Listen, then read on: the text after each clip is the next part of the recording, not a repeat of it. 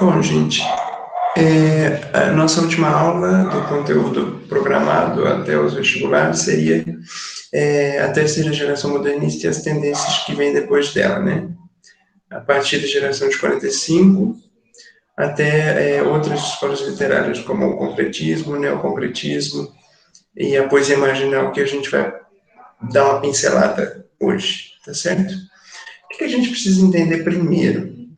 A terceira geração modernista, ela tem três características básicas que não são todos os autores que seguem, mas que são modelos que a gente consegue descrever para facilitar o nosso estudo. Como características gerais, a gente tem o realismo mágico ou fantástico, que vai ser explorado por alguns autores, o experimentalismo linguístico, que o maior representante dessa linguagem e dessa inovação é o João Barros Rosa, e um rigor formal na poesia. A gente vai ter o nosso maior representante da poesia dessa época sendo o João Cabral de Melo Neto, que nós já vamos ver mais para frente. Então, essas três características são gerais, não são todos os autores que adotam, às vezes um adota uma, outro adota outra, mas são características que aparecem de modo constante a partir de 1945, que é quando o modernismo, que já teve a sua fase heróica, que vai de 22 a 30, no sentido de experimentação teórica, a partir de 30 a 45, numa segunda geração mais moderada, como a gente viu, os poetas voltam a escrever, por exemplo, sonetos, mas querendo dizer coisas modernas, né? E agora, a partir da geração de 45, nós temos essas três características gerais que vão auxiliar aqui o nosso estudo, tá certo? O primeiro autor é João Cabral de Melo Neto, que inclusive faz 100 anos hoje, ou 100 anos hoje, ai que louco, 100 anos esse ano, desculpa gente, eu estou meio confuso, tá tendo barulho aqui. João Cabral de Melo Neto faz 100 anos esse ano, assim como Clarice Lispector, que nós já vamos estudar. Então, se eu pudesse dar uma dica, os vestibulares adoram comemorações de aniversário dos escritores, de modo que João Cabral e Clarice, que são dois escritores dessa aula, fazem 100 anos esse ano, o que nos chama atenção para uma possível cobrança nos vestibulares, como uma homenagem que as provas possam prestar a esses escritores. Certo? O primeiro deles é João Cabral de Melo Neto, que tem uma característica básica que é o uso exaustivo de substantivos concretos. João Cabral de Melo Neto não gosta daquilo que é abstrato. Ele é muito preso à realidade, àquilo que ele vê, de modo que ele é muito objetivo e até em certos pontos seco. Como a linguagem seca de Graciliano Ramos, que vimos semana passada, João Cabral tem uma poesia seca. Palavras concretas no sentido de algo que realmente existe, que não é abstrato, e também concreto como duro, como o próprio concreto de uma construção. João Cabral também conhecido como o engenheiro da poesia brasileira, e essas suas definições concretas privilegiam apenas coisas palpáveis. Ele não é muito ligado ao sentimentalismo, certo? A poesia de João Cabral é dividida em duas grandes fases. A poesia construção, que é uma poesia totalmente rigorosa e elaborada do ponto de vista da forma, da escolha das palavras, em que se destacam três temas principais: a mulher, a literatura e as artes. Certo? Perdão. Gente, eu estou saindo de uma gripe, não liguem se a minha voz estiver ruim, ou se porventura eu tossi ou espirrava aqui, mas vamos continuar. Então, poesia construção, você tem que lembrar, para construir algo, você tem que ser rigoroso, você tem que elaborar, e você tem que ter atenção à forma e à escolha daquilo que você está construindo. No caso de João Cabral, é a poesia, certo? E a outra parte é uma poesia chamada como poesia participação, que ela é muito voltada para a paisagem nordestina e para a miséria, para a morte, para a injustiça que sofrem os sertanejos. A exemplo disso, nós temos a sua principal obra, que é a Morte de Severina, também com o subtítulo de Alto de Natal Pernambucano, certo?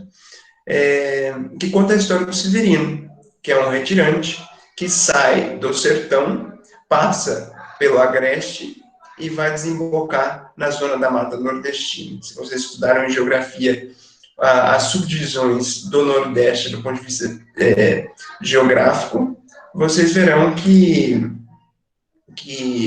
a trajetória de Severino constitui um interessante relato é observacional que João Cabral nos propõe a respeito do Nordeste, certo?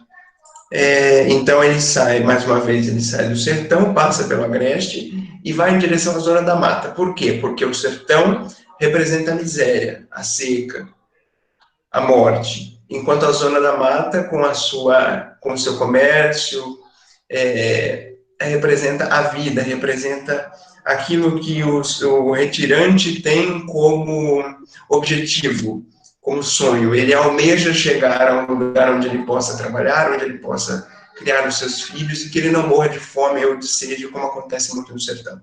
Certo? Uma característica muito interessante em Morte e Vida Severina, que eu acho que até então não tinha citado nas minhas aulas, é o uso de uma característica formal da poesia chamada rima toante, que é uma repetição de sons vocálicos. Ou seja, você tem a repetição exata da vogal tônica e da vogal, como que eu posso dizer? Da vogal além dela, certo? A próxima vogal, depois da tônica. Eu dei 2 exemplos para vocês entenderem. Boca tem a vogal tônica em O e a seguinte vogal é A. Moça tem a vogal tônica em O e a seguinte vogal é A, desculpe. Então, boca e moça são 2 palavras que possuem uma característica poética de rima toante. Assim como pálida e lágrima. Pálida tem a toante em A e a seguinte é I. Lágrima segue o mesmo processo. A toante em A e a próxima sendo I. Certo? Então, na obra Morte e Vida Severina, você vai ter muita rima toante, que você vai pensar assim, poxa, mas o cara não sabe rimar. Não é que ele não sabe rimar, ele não está fazendo a rima que nós estamos acostumados como leitores de poesia, principalmente as poesias mais tradicionais, que rimam exatamente a última parte da palavra se repete como um todo. Aqui o que se repete são os sons vocálicos, o tônico e o próximo a ele. Maravilha? Desculpa, gente, vamos passar aqui. O próximo escritor que a gente vai estudar é João Guimarães Rosa. Ele foi um médico formado pela Federal de Minas, um escritor e um diplomata, certo? Nascido numa cidade chamada Cordisburgo, também no estado de Minas. Tem uma história engraçada que ele foi eleito para a Academia Brasileira de Letras e não queria tomar posse porque não se achava digno dessa homenagem. Então, adiou-se a posse de João Guimarães Rosa o máximo possível. Na noite em que ele tomou posse, ele estava numa alegria tremenda, fez um discurso magnífico, 3 dias depois ele faleceu. Então, é uma coisa quase que lendária em torno do que cerca João Guimarães Rosa e a Academia Brasileira de Letras. Certo? Muito bem. Ele inicia sua prosa em 1946, com um livro de contos que é cobrado pelo vestibular da FUVEST, da USP, chamado Sagarana. Certo? Sagarana é um neologismo, ou seja, uma palavra inventada por ele, que significa uma espécie de história heróica, certo? Então, ele vai contar 9 histórias que, ao ver alegórico dele, poderiam ser chamadas como histórias heróicas. Mas, quando você vai ler, você vê que o heróico que João Guimarães Rosa quer citar é muito do natural, é muito do simples, nada muito elaborado, certo? Ele exalta o misticismo, as crendices, as lendas, o folclore popular, a musicalidade, quando ele coloca no meio da prosa rimas, quando ele coloca assonâncias e aliterações, que são repetições de vogais e consoantes, respectivamente. Então, a gente pode caracterizar a prosa de João Guimarães Rosa como sendo uma prosa poética, uma vez que ele se vale de elementos da poesia para construir a sua prosa. Certo? A temática principal abordada por João Guimarães Rosa em vários livros, em vários contos, é a eterna luta entre o bem e o mal, entre Deus e o diabo. E isso se dá claramente na sua principal obra, que é Grande Sertão Veredas, uma das obras mais fantásticas da literatura brasileira e, sem sombra de dúvida, da literatura universal. Um monólogo de mais de 500 páginas, em que um jagunço chamado Riobaldo conversa com um possível senhor médico que está ouvindo essa história, quase que um alter ego de João Guimarães Rosa, que está ali ouvindo de Riobaldo essa história. Só que esse médico que está ouvindo não diz nunca nada. Então, Riobaldo passa mais de 500 páginas falando sozinho. Além disso, é um capítulo único, ou seja, são 500 páginas sem respiração. E nessa história, Riobaldo relembra toda a sua saga, a sua história como jagunço e as diretrizes que um certo pacto com o diabo poderia causar na sua vida, certo? Você tem um romance dentro do livro que se dá entre Riobaldo e Diadorim, que eram outros jagunços, e eu não posso contar o que acontece, porque é uma coisa tão fabulosa que só mesmo quem lê pode ter a grandeza de descobrir a riqueza que João Guimarães Rosa quis passar com esse livro magnífico. Eu sei que é um livro pesado, porque tem muito neologismo, tem muito regionalismo mineiro, mas vale a pena. Não agora, eu sei que a vida de vocês está mais atarefada do que nunca, mas vale uma leitura atenta de Grande Sertão, algum dia da vida, porque os ensinamentos que estão ali são pérolas que João Guimarães Rosa recolheu em anos e anos de convívio com os jagunços, com os sertanejos daquela região do norte de Minas, sul da Bahia. Certo? Uma coisa importante, João Guimarães Rosa se prende a uma linguagem que é inerente aos seus personagens, ou seja, as crianças falam como crianças, os jagunços falam como jagunços. Não importa João Guimarães Rosa que a gramática está errada, porque ele é um reinventor da linguagem. Ele reinventa a linguagem no sentido de usar termos que ninguém mais usa, no sentido de misturar termos de outras línguas,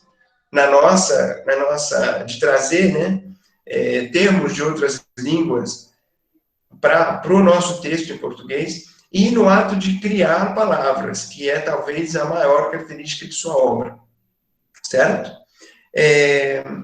Então, esse é o João Guimarães Rosa. Nós vamos ver daqui a pouquinho um trecho de Grande Sertão Veredas em que isso vai ficar um pouco mais claro.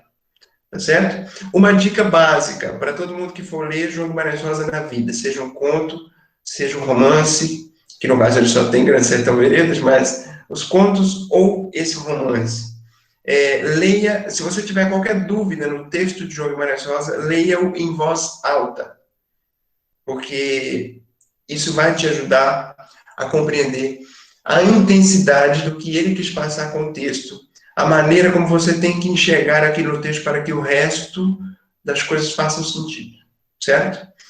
E por último, nós ficamos com Clarice Lispector, nossa grande dama dessa fase do modernismo, que tem uma prosa totalmente introspectiva, totalmente voltada para as reflexões do ser, e principalmente do ser enquanto mulher, porque Clarice Lispector, apesar de não se considerar uma escritora feminista, ela escreve, coloca muito no seu texto a voz de muitas mulheres, e isso é realmente inspirador, principalmente quando a gente vê agora uma ascensão mais do que necessária da figura feminina nos mais diversos meios empresariais e intelectuais, e é muito rico saber que Clarice, a seu modo, já lutava por isso, tanto de maneira direta como indireta, mas ela tinha esse desejo de exaltar a força feminina, certo?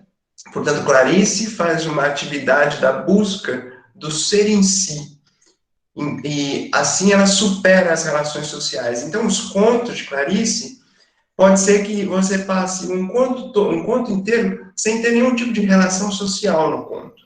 Só que o conto vai ser pautado por uma relação do ser humano consigo mesmo, uma reflexão, uma introspecção, certo? Assim, Clarice nos brinda com frases das mais magníficas da literatura brasileira, inclusive, coitada, né, virou uma espécie de Judas do Facebook, né? Todo mundo que cria uma frase que acha bonita coloca a foto da Clarice de fundo e fala que foi ela que disse.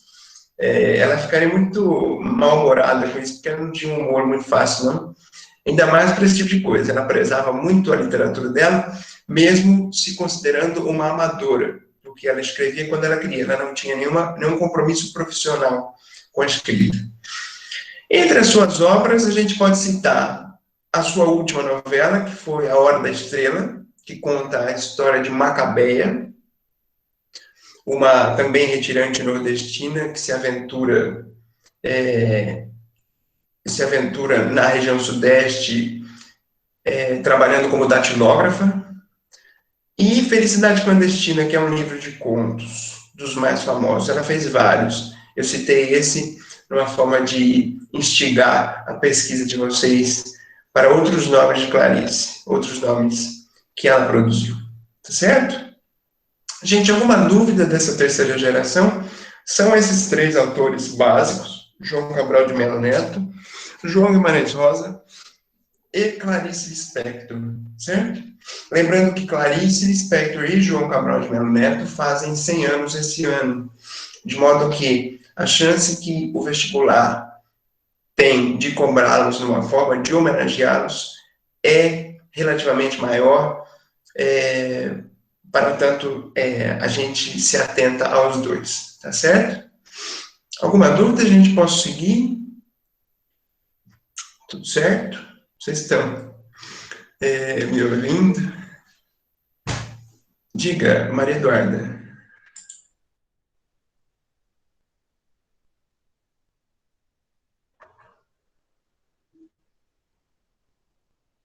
Maria Eduarda? Ah, tá. Não, então tudo bem. Porque agora o Meet tem esse negócio de levantar a mão, né? Eu mesmo não estava sabendo disso. A gente clica às vezes confundindo, né?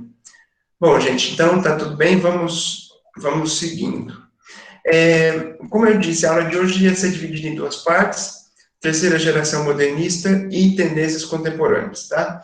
Só um último comentário: terceira geração modernista, também chamada de geração de 45, porque é a geração que a gente estuda a partir de 1945, tá certo? Só um comentário para que, se vocês virem esse termo no vestibular, vocês não se confundam, tá? Como tendências contemporâneas é um pouco complicado, porque, veja bem, contemporâneo, ao meu ver, é tudo aquilo que acontece no instante que eu estou vivendo.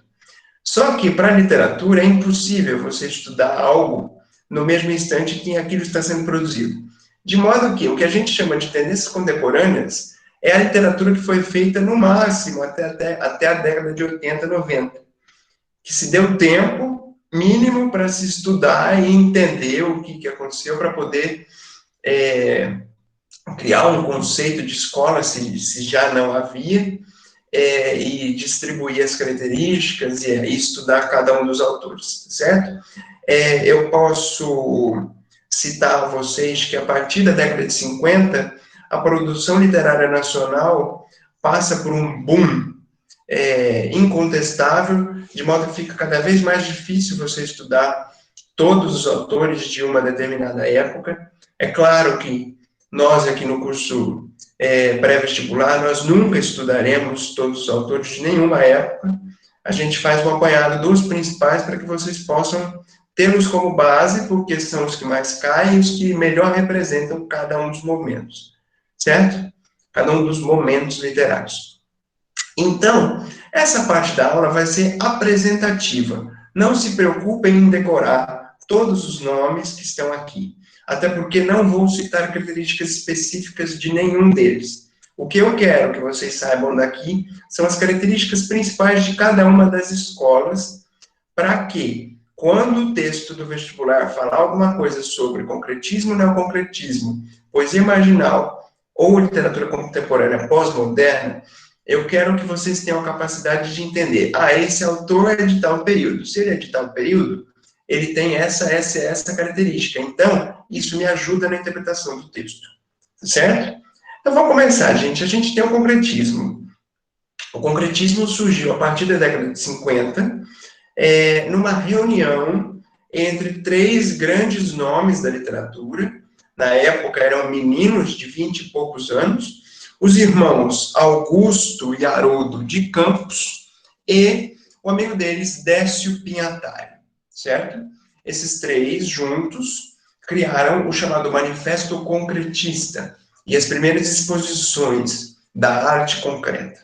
A arte concreta, eu digo porque ela explora a escultura, a pintura e principalmente a poesia, no que a gente chama de poesia verbivocovisual, ou seja, verbi, o uso das palavras, e a força que cada palavra tem em si. Voco, de voz, ou seja, a palavra lida, ou a palavra ouvida. E visual, relativo, obviamente, à visão. Então, o poeta concretista concebe a palavra como uma escultura. Uma escultura tem valor por si. Ela não precisa de complemento. Portanto, a palavra para o poeta concreto passa a ter valor por si. As poesias concretas podem ser um bando de palavras jogadas no papel, sendo que cada uma vai ter a sua força e vai ter a sua importância naquilo que o poeta quis dizer. Então, você tem mostras concretas em que você tem um cubo, uma espécie de um dado, em que cada lado tem uma palavra. Você tem construções de esculturas triangulares, círculos, ou nas mais diversas formas, em que a palavra permeia aquilo tudo, certo? Por exemplo, espirais em que você vai girando e vai lendo a palavra. Isso tudo é uma tentativa de trazer a palavra para fora do papel como algo que tenha vida, certo? Então, essa vida de cada uma das palavras, bem como o seu desmembramento, né? O poeta concretista adora quebrar a palavra em letras, em sílabas, e criar com essas sílabas novas palavras, né? Que muitas vezes tenham alguma relação com a palavra inicial, e aí você cria uma série de contextos e significados. É mais ou menos isso que prega o concretismo, de um modo geral, certo? Agora, no final da década de 50, você tem um rompimento entre artistas que primariamente eram do movimento concretista, que rompem com o concretismo para fundar o que a gente chama de neoconcretismo. Neo significa novo. E o novo concretismo vai ser, até certo ponto, mais radical que o concretismo nesse experimentalismo de esculturas e de próprio uso da palavra na construção dos poemas. Muitos dos poemas, me desculpem o termo, mas são quase que inteligíveis, ou seja, a gente não consegue compreender muito o que está acontecendo, parece que o poeta está querendo zombar da gente fazendo algo daquilo. Só que eu peço a vocês que não julguem, porque na maioria dos casos o poeta pensou em algo, muitas vezes muito importante, ele apenas teve um jeito novo e quase que vanguardista, né, de mostrar aquilo que ele queria mostrar, certo?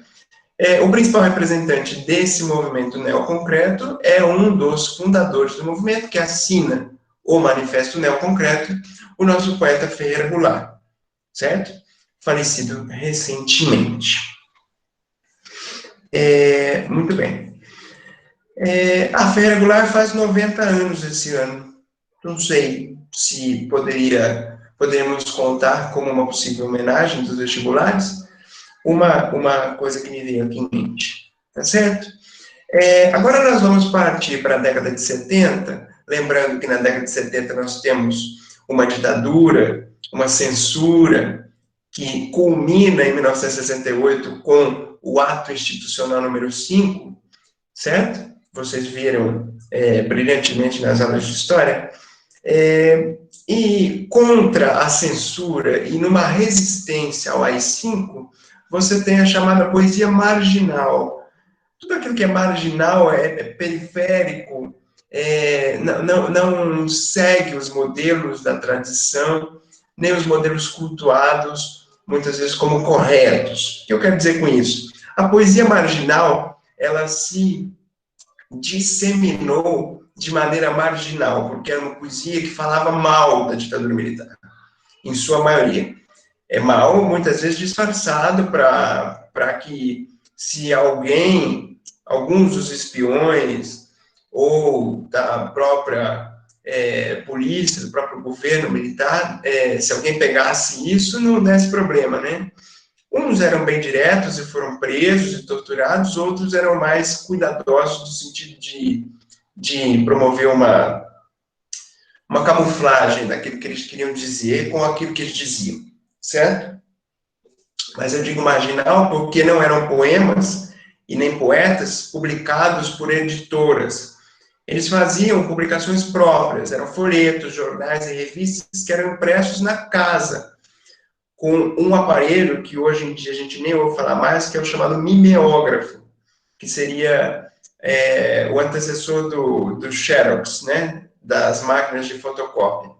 De modo que o mimeógrafo, você conseguia fazer, com o mimeógrafo você fazia cópias dos poemas. Então você fazia caderninhos e folhetos com seus poemas e dava para os seus amigos, distribuía nas universidades, vendia a preços banais, e com isso você conseguia uma divulgação grande da sua poesia, certo? Uma postura, portanto, totalmente anárquica, que não dependia da editora, que não dependia de grandes incentivos e que, principalmente, ia contra o governo da época, ia contra a censura, contra a tortura, contra o ato institucional número 5, certo? E todos os seus desdobramentos. Como principais representantes, nós temos Ana Cristina César, que é uma poeta até pouco tempo cobrada na Unicamp, com o livro A Teus Pés. Nós temos Paulo Leminski, um poeta também de grande importância, que sofreu muita influência do concretismo. Um poeta chamado Vale Salomão, um poeta chamado Torquato Neto, e outros dois poetas chamados Cacaso e Chacal, que veremos no exemplo que eu trouxe para vocês. Tá certo? E, por último, gente, eu gostaria de citar apenas alguns escritores mais contemporâneos, né, que, pelo que eu disse, tiveram obras publicadas nas décadas de 80, 90, e alguns que se encontram vivos e continuam publicando, que são caracterizados, desculpem, como o chamado pós-modernismo, certo? Nós não temos uma data definida para quando o modernismo termina, se é que ele termina, porque, na opinião de muitas pessoas, e na minha opinião, inclusive, o modernismo continua, e todos esses desdobramentos que nós vimos são desdobramentos de uma intenção modernista que ainda se perpetua na literatura, até na literatura vinculada às redes sociais, como nós vemos hoje, tá certo? Que vai ser estudada só daqui a alguns anos. Portanto, o pós-modernismo carece de estudos por ser muito recente. É muito versátil, muito original e mistura muitas características e poucos pontos comuns entre os escritores. Então, quando a gente estudou parnasianismo, ficava muito claro para nós que Olavo Bilac, Alberto de Oliveira e Raimundo Correia escreviam praticamente sobre as mesmas coisas, do mesmo jeito, usando palavras difíceis, sabe, tendo uma linha de raciocínio muito clara daquilo que eles tinham que fazer. Os escritores pós-modernos não possuem essa linha, cada um escreve a seu modo. E isso não tem problema nenhum. A única coisa é que a literatura ainda não conseguiu, a literatura que eu digo, os críticos e os estudiosos, não conseguiram definir características básicas para poderem ser estudados, certo? Eu trouxe para vocês os representantes, que são Osman Lins, que escreveu uma peça que esteve como referência da Unicamp até pouco tempo atrás, chamada Lisbela e o Prisioneiro. Lígia Fagundes Telles, que é talvez a maior escritora brasileira viva, com seus 97 anos, autora de contos magníficos, de romances também. Fernando Sabino, um escritor de Minas. Moacir Sclia, que é muito conhecido por um livro chamado O Centauro no Jardim. Rubem Braga e Rubem Fonseca, que são mestres do conto. Rubem Fonseca, inclusive, falecido esse ano. Raduan Nassar, ou Nassar, que escreveu apenas 4 livros, entre eles o de destaque é o primeiro, Lavoura Arcaica. Raduan parou de escrever depois de 10, 15 anos de literatura, e ainda é vivo, ganhou recentemente o Prêmio Camões, que é o maior prêmio da língua portuguesa para os escritores, mas parou de escrever há muito tempo. Ariano Suassuna, autor de peças de teatro e de romances, entre elas peças, no caso, a mais famosa, O Alto da Compadecida, que foi adaptada para cinema.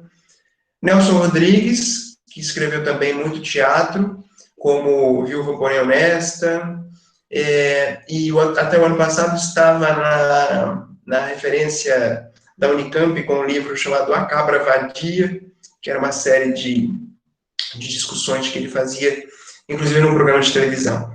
E o nosso Dias Gomes, que é talvez um dos grandes nomes do teatro e da telenovela brasileira, autor do Bem Amado, que também era referência da Unicamp há alguns anos atrás. O Pagador de Promessas, que também é dele, virou filme, e outras novelas, se eu não me engano...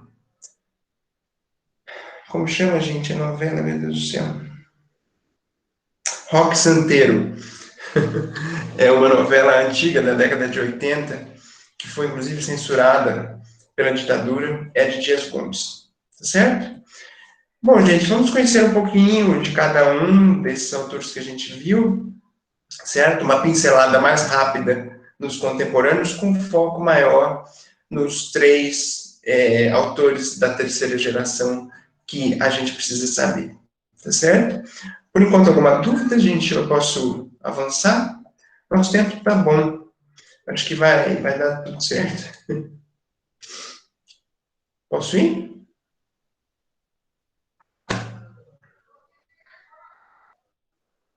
Bom, ótimo.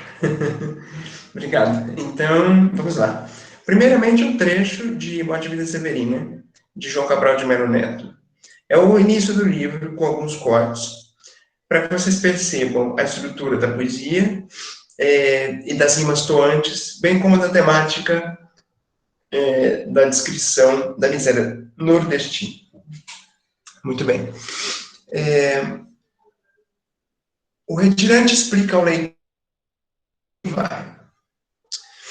O meu nome é Severino, não tenho outro de pia. Como há muitos severinos, que é santo de Romaria, deram então de me chamar Severino de Maria. Como há muitos severinos com mães chamadas Maria, fiquei sendo da Maria do finado Zacarias.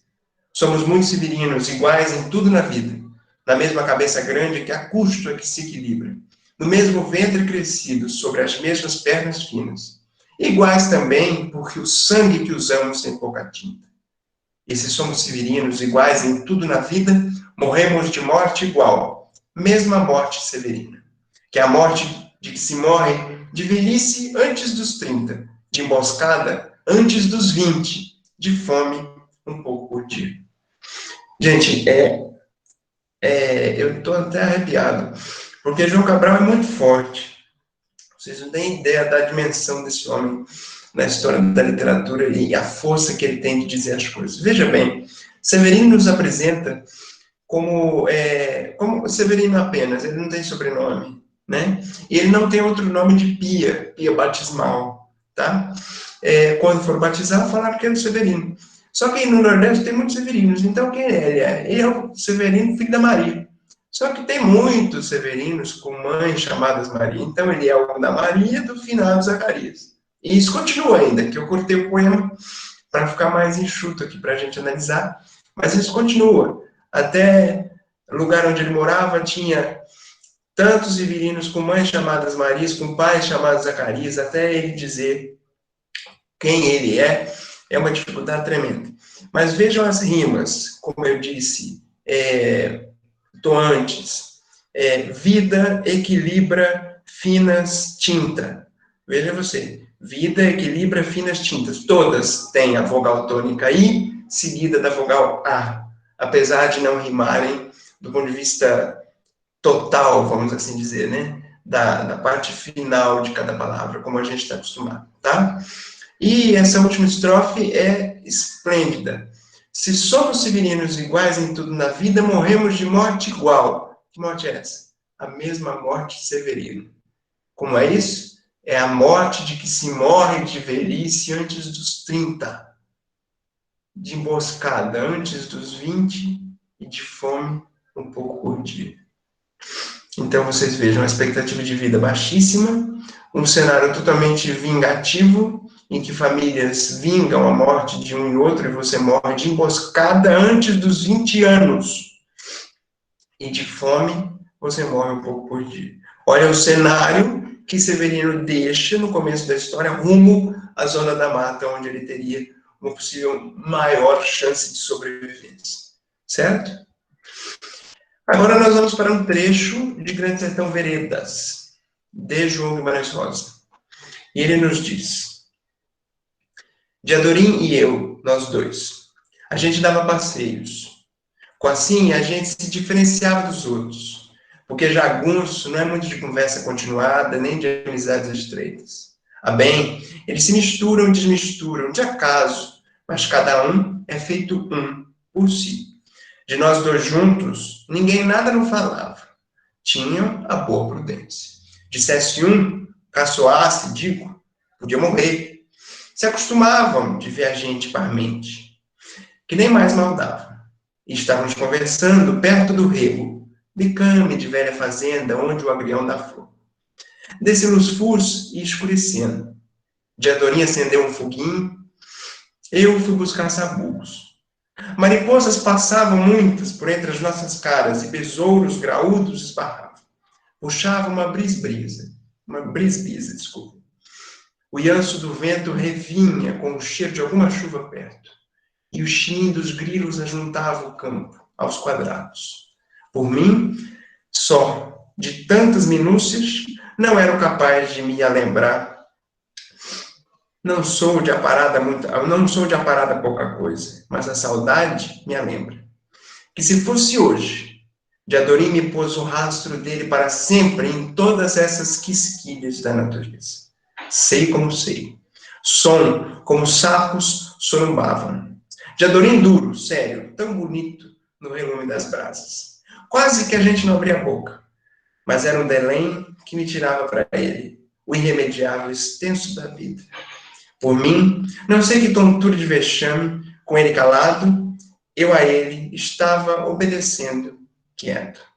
Então aqui a gente vê a paixão que Reobaldo nutre por Diadorim.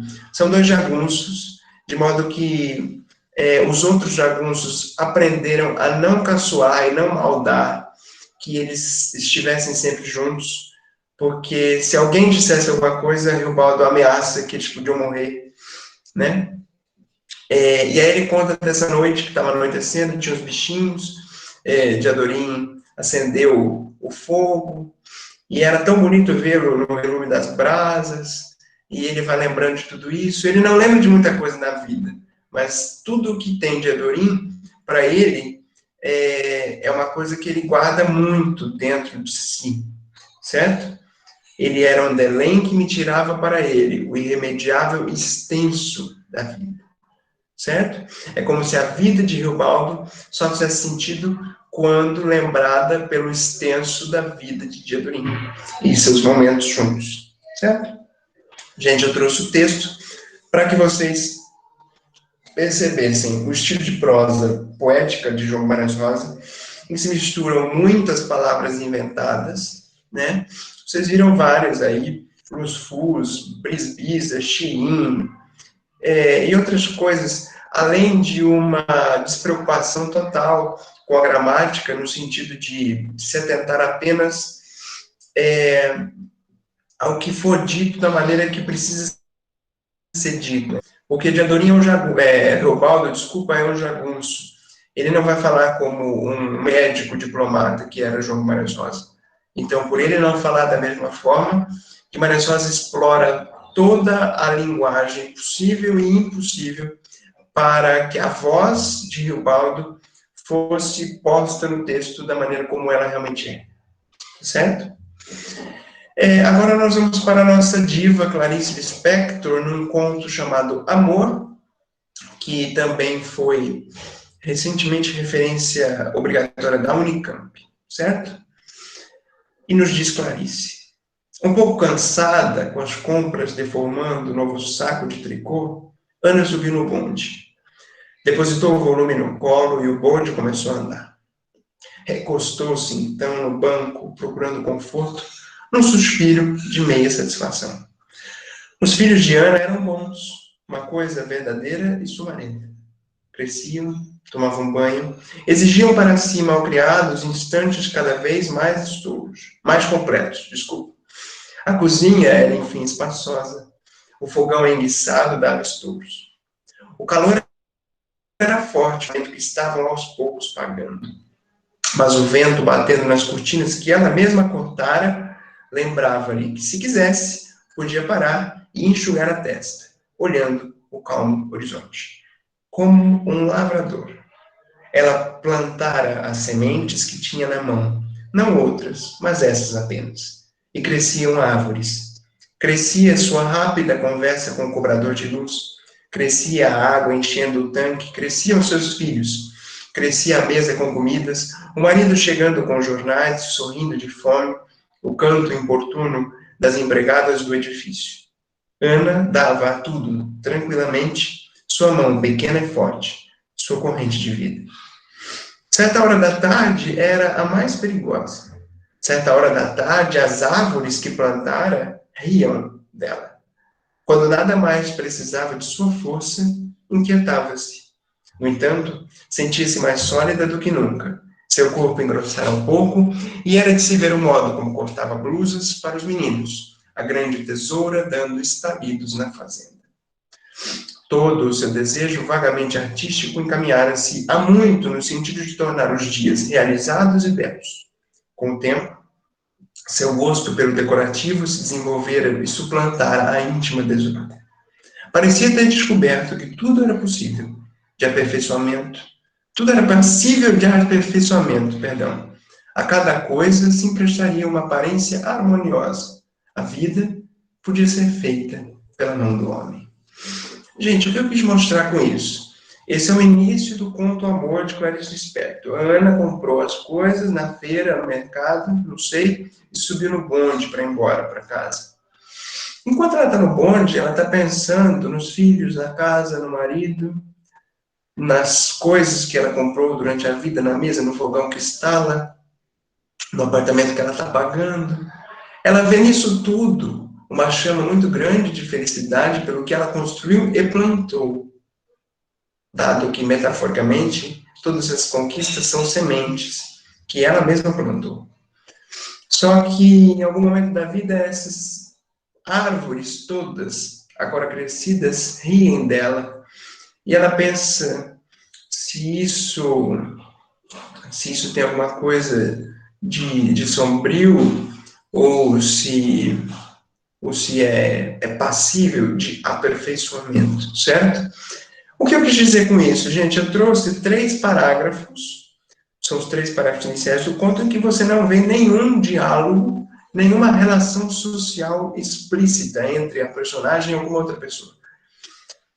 Clarice totalmente introspectiva, dentro de Ana, vendo o que ela pensa, o que ela sente e quais são as consequências disso para o desenrolar da história e para aquilo que ela já havia construído, certo?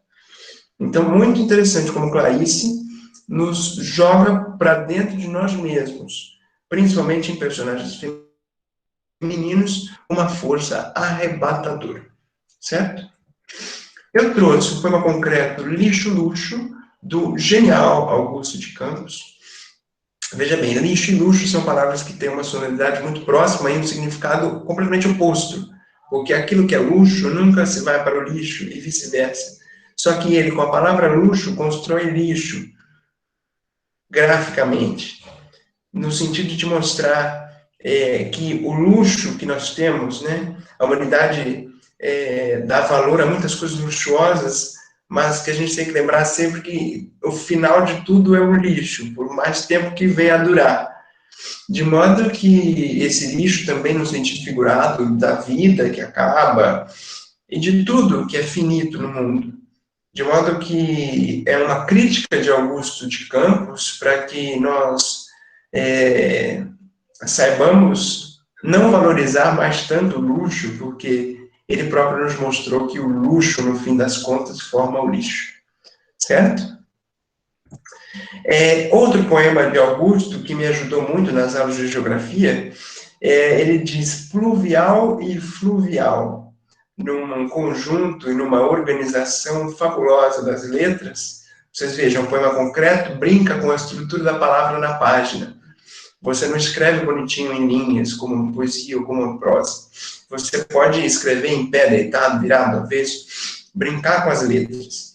E graças a esse poema eu nunca mais me esqueci, porque a pluvial é chuva, relativa à chuva. Então a palavra está caindo com chuva. E fluvial é relativa a rio. E o rio está passando horizontalmente no poema, como as palavras passam na horizontal.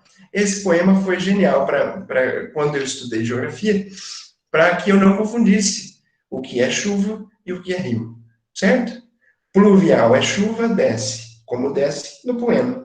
E fluvial é rio, como anda na horizontal, como no poema, certo? Trouxe um poema de Ana Cristina César, poeta marginal, chamado Samba Canção, que diz assim: tantos poemas que perdi, tantos que ouvi de graça pelo telefone. Tá aí.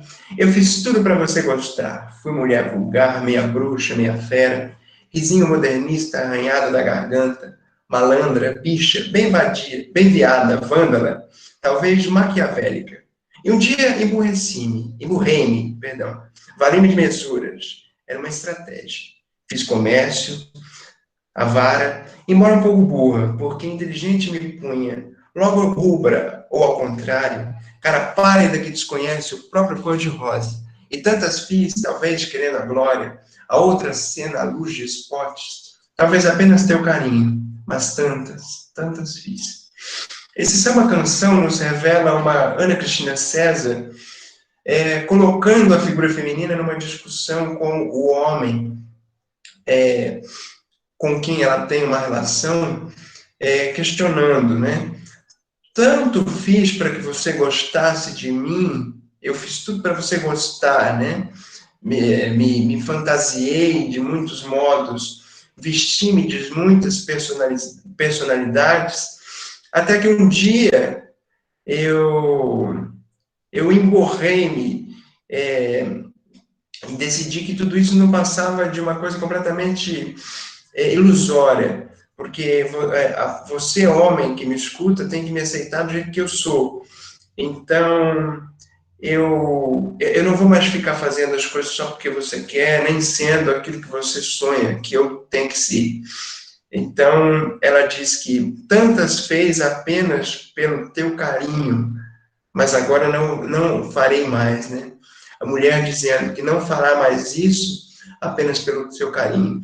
Ela vai investir na personalidade dela enquanto mulher capaz de se amar por si, da maneira que for, certo? É um pouco confuso o poema, assim como toda a obra de Ana Cristina César, mas é importante que vocês saibam que ela tem essa coisa de jogar a figura feminina, ora num estado de completa entrega e submissão ao homem, ora num processo magnífico de recuperação situação para uma coisa totalmente superior, ou seja, a mulher se torna um ser totalmente superior ao homem e às fraquezas do mundo às quais ela se submetia, certo? Eu trouxe o poema de Cacaso chamado Aquarela, caiu no Enem em 2015, trouxe justamente por isso, porque a gente nunca sabe os poemas que o Enem vai pedir, é uma prova que abrange todas as escolas, mas vejam só o que ele trouxe. Aquarela. O corpo no cavalete é um pássaro que agoniza exausto do próprio grito. As vísceras vasculhadas principiam a contagem regressiva. No assoalho, o sangue se decompõe em matizes que a brisa beija e balança. O verde de nossas matas, o amarelo, o azul de nosso céu, o branco, o negro, o negro. A aquarela de Cacaso nos mostra um Brasil metaforizado num corpo que está preso a um cavalete e agoniza como um pássaro exausto do próprio grito. As vísceras deste corpo, que é o território brasileiro na época da ditadura militar, pingam sangue que se decompõe em matizes, ou seja, em outras cores que a brisa beija e balança. Vejam a aliteração do B. Brisa beija e balança. O verde de nossas matas, o amarelo de nosso ouro, o azul de nosso céu. Isso é a bandeira, certo? O branco, o negro, certo? Nesse jogo da população brasileira de brancos e negros que se decompõe nessa tristeza que foi o Brasil no período militar, tá? Ele colocou o corpo do país sendo decomposto em todas essas cores, certo? Muito bem. E o poema Reclame, de Chacal, outro poeta marginal, que caiu no Enem de 2010, que diz assim: reclame. Se o mundo não vai bem a seus olhos, use lentes, ou transforme o mundo. Ótica, olho, vivo, agradece a preferência. Então, veja bem, reclame pode ser no sentido de uma propaganda rápida, certo? No caso aqui de um conselho, se o mundo vai bem, se o mundo não vai bem, das duas uma. Ou use lentes ou transforme o mundo. Né? E reclame no sentido do verbo reclamar, né? Ponha a boca no trombone, né? O olho vivo agradece a preferência. Tudo aquilo que você vê de errado, você tem que reclamar, certo? Ou então você usa lentes que não te permitam ver aquilo. O que é que está errado, na opinião de Chacal? Obviamente, é a ditadura militar e a sua repressão e a sua censura, certo? Portanto, se o mundo ditatorial não vai bem aos seus olhos, ou você usa lentes e finge que nada está acontecendo, ou você vai lá e transforma ele, certo? Gente, por hoje é só. Eu gostaria de saber se vocês têm alguma dúvida. Eu fiz esse texto enorme aqui de bons estudos e boas provas, desejando muita calma, muita atenção, muita confiança e agradecendo também por esse ano incrível, que foi muito enriquecedor para mim, no sentido de trocar experiência com vocês, dessa experiência nova, desse mundo virtual, né? Mas eu sei que nós temos ainda algumas semanas pela frente por conta do adiamento das provas. Quero que vocês saibam que ainda terão comigo, sozinho, uma revisão, certo? De realismo para frente, ou seja, todas as escolas que vocês viram comigo, nós vamos revisar. Só estamos acertando o calendário, mas já fica tudo bem esclarecido para vocês, tá certo? Muito obrigado por tudo, mais uma vez, pela presença, pela paciência. Vamos nos falando, sigo à disposição para qualquer dúvida. Os exercícios da aula de hoje, eu já vou colocar lá no Drive para vocês, com o gabarito, tá certo? 1000 perdões por ainda não ter feito as resoluções comentadas que eu prometo desde a segunda aula, mas eu espero que antes das revisões eu consiga fazer um vídeo aqui no Meet mesmo, resolvendo toda essa bateria de exercícios que eu passei para vocês, tá certo? Eu que agradeço por tudo, fico à disposição de vocês, a aula vai para o Drive também, aliás, a aula vai para o YouTube, perdão. E vamos nos falando então, tá certo, gente? Muito obrigado e até a próxima.